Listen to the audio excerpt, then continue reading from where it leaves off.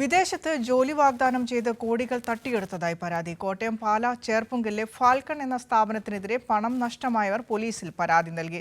100ഓളം പേർ തട്ടിപ്പിനിരയായിട്ടുണ്ട്.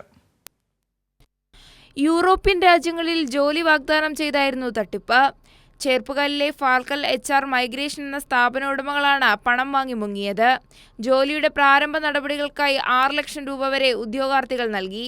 എന്നാൽ ജോലി ലഭിക്കാത്തതിനെ തുടർന്ന് ഉദ്യോഗാർത്ഥികൾ പണം തിരികെ ആവശ്യപ്പെട്ടു. ഫോണിൽ വിളിക്കുമ്പോൾ സ്ഥാപന ഉടമകൾ പ്രതികരിക്കാതെയായി. ഇതിനു പിന്നാലെയാണ് ഇവർ പോലീസിനെ സമീപിച്ചത്. കേരളത്തിൽ നിന്ന് മാത്രമല്ല ആൾക്കാരുള്ളത്, കേരളത്തിലെ എല്ലാ ജില്ലകളിലും കൂടാതെ ഈയിടെ ഞങ്ങൾക്ക് ഒരു നൈജീരിയയിൽ നിന്ന് വരെയാണ് ഒരു ആള് ഞങ്ങളവിടെ ബന്ധപ്പെട്ടത്. കാരണം ഞങ്ങൾ അവരോട് പറയുകയുണ്ടായി, ഒരു ഗ്രൂപ്പ് ഇവർ പലതരത്തിലുള്ള ഗ്രൂപ്പ് ക്രിയേറ്റ് ചെയ്ത്, അതായത് മഹി ജിബിൻ എന്ന് പറഞ്ഞ 2 പേര് ജാമ്യത്തിൽ ഇറങ്ങിയ വ്യക്തികളാണ്. ഈ മഹി ജാമ്യത്തിൽ ഇറങ്ങിയ നിലവിൽ കഴിഞ്ഞ ആഴ്ചകളിലും ഇന്നുമായിട്ട് തന്നെ നിലവിൽ ഇപ്പോഴും ക്യാഷ് ചോദിച്ചുകൊണ്ടിരിക്കുകയാണ്. അപ്പോൾ ഡിഫറെന്റ് കാറ്റഗറിയിലേക്ക് ഒരുപാട് പേര് എൻ്റെ ഒപ്പം തന്നെ ഒരുപാട് ഫ്രണ്ട്സ് നമ്മൾ അപ്ലൈ ചെയ്തിട്ടുണ്ട്. അതുപോലെ BFS വരെ നമ്മൾ പോയതാണ്.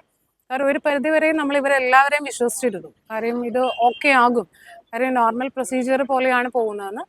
ഏകദേശം നമ്മളൊരു സെക്കൻഡ് ടൈം തേർഡ് ടൈം ആയിട്ട് നമ്മൾ ഫണ്ട് കൊടുക്കുന്ന സമയത്ത് അറൗണ്ട് ഒരു 3,30,300 ഞാൻ പേ ചെയ്ത സമയത്താണ് ഒരുപാട് വിഷയങ്ങളുണ്ടെന്ന് അറിയുന്നതും പകുതി വഴിയിൽ ഞങ്ങൾ ഫണ്ട് സ്റ്റോപ്പ് ചെയ്യുന്നത്. സ്ഥാപന ഉടമകളായ 2 പേരെ പോലീസ് നേരത്തെ അറസ്റ്റ് ചെയ്തിരുന്നു. ഇതിലൊരാൾ ജാമ്യത്തിലിറങ്ങി ഒളിവിൽ പോയി. മറ്റൊരാൾ ഇപ്പോഴും ഫോണിലൂടെ തട്ടിപ്പ് തുടരുകയാണെന്നും പരാതിക്കാർ ആരോപിച്ചു. FIR ഇട്ടിട്ടുണ്ട്. നോൺ ബെയിലബിൾ ഒഫൻസിൽ ഏറെക്കുറെ ഒരു 10-12 FIR ഇതിനോട് ചെയ്തിട്ടുണ്ട്. പക്ഷെ നാളിതുവരെ യാതൊരു തരത്തിലുള്ള ഒരു അറസ്റ്റോ ഒന്നും ഉണ്ടായിട്ടില്ല. ഈ 8 പ്രതികൾക്കെതിരെയും അറസ്റ്റ് കൊടുത്തിട്ടുണ്ട്. ഇതിനകത്ത് കോമൺ ഇന്റൻഷൻ എന്നുള്ള വകുപ്പ് വ്യക്തമായിട്ട് ചേർത്തിട്ടുണ്ട്. 3 വായ്പയെടുത്തും പണം വെച്ചുമാണ് പലരും ഏജൻസിക്ക് പണം നൽകിയത്. അത്തരക്കാരാണ് തട്ടിപ്പിനിരയായവരിൽ ഏറെയും. കൈരളി ന്യൂസ്, കോട്ടയം.